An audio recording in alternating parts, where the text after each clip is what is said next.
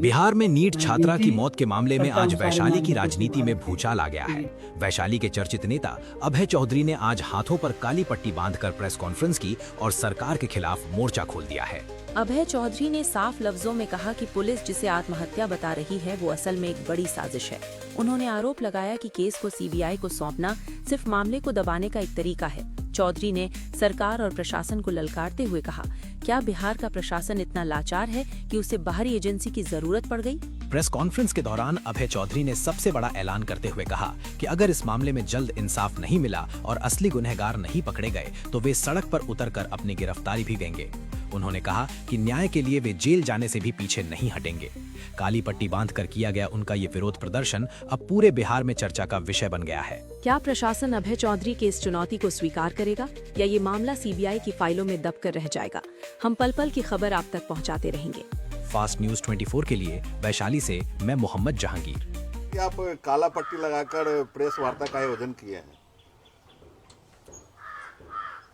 आपको और आपके दर्शकों को सबसे पहले एक मध्यम वर्ग के परिवार के लड़का की तरफ से जो मैंने संवाददाता सम्मेलन का आह्वान किया उसमें आप लोगों ने अपनी उपस्थिति दी, इसके लिए आपको और आपके दर्शकों को बहुत बहुत धन्यवाद।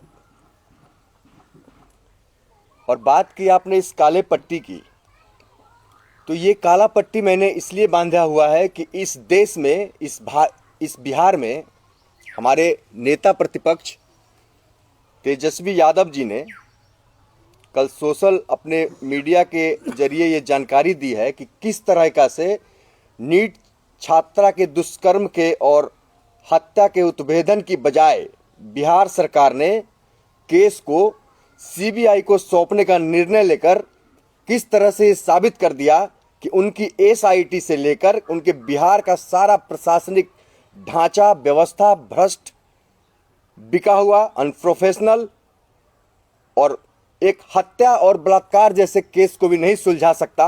और गृह मंत्री दावा कर रहे हैं कि हमने ये बिल्डोजर कर देंगे तो उखाड़ लेंगे तो पाताल से निकाल लेंगे।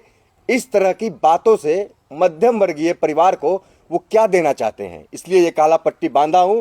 और जरूरत पड़ी और जिस आवश्यकता से उस नीट के छात्र के गार्जियनों को धमकाया जा रहा है प्रशासन के द्वारा और जान से मारने की धमकी भी जा रही है, जरूरत पड़ेगी तो मैं युवा राजद की ओर से अपनी गिरफ्तारी वैशाली लोकतंत्र की धरती से दूंगा। इसलिए ये काला पट्टी देकर मैं जनता जनार्दन को जागरूक करना चाहता हूं।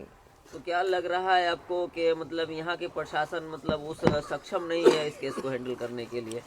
आपको क्या लग रहा है महोदय? आप लोग समाज में रह करके कई तरीका के आपने बातें करते हैं और हर तरह की न्यूज़ कवर आप कर रहे हैं। एक बलात्कार और हत्या जैसे छोटे से मामले को उत्भेदन जो प्रशासन नहीं कर पा रही है, सीबीआई के पास तो पहले से कई सारे मामले लंबित हैं। बोलिए तो मैं गिनती आपको करवा सकता हूं, मेरे पास रिपोर्ट है। ऐसे बड़े मामले होते तो सीबीआई के पास ही तो जाते हैं। देखिए,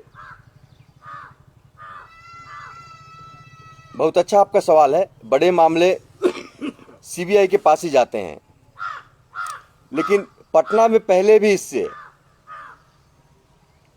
हाथरस में उत्तर प्रदेश में सामूहिक बलात्कार और हत्या का मामला 2020 में हुआ था, अभी सीबीआई के पास है। क्या उसका उत्भेदन हुआ? मुजफ्फरपुर बिहार से गायब लड़की लापता होने का मामला जिसे सीबीआई ने किया, लेकिन अभी तक कोई सफलता हाथ नहीं लगी।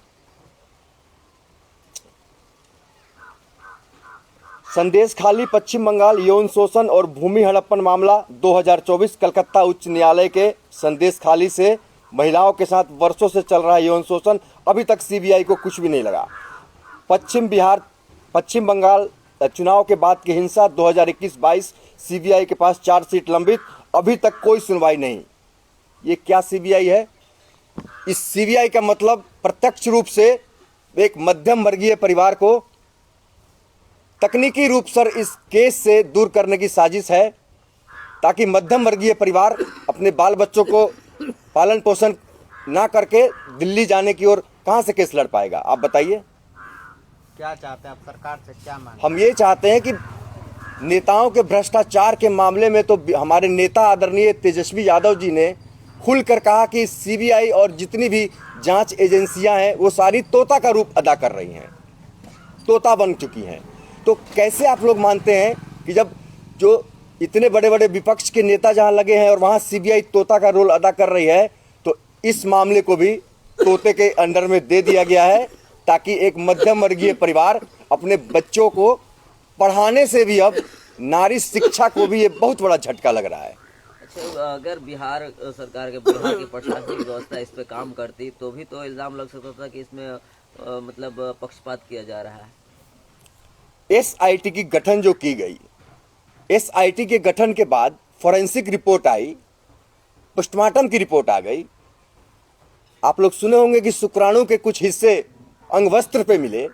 इसके बावजूद क्या जाहिर करना चाहती है? ये केस को दबाने का प्रयास है और इसके अलावा कुछ भी नहीं है।